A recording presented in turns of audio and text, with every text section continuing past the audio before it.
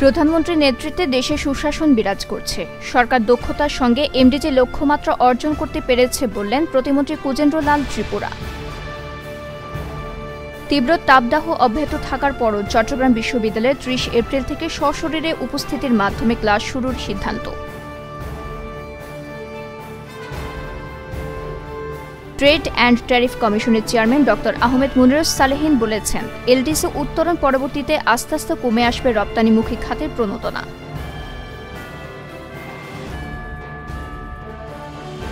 বান্দরবানের রুমাই সেনাবাহিনীর অভিযানে পাহাড়ে সশস্ত্র সংগঠন কেনেফের ২ সদস্য নিহত হয়েছেন বলে জানিয়েছে আইএসপিআর।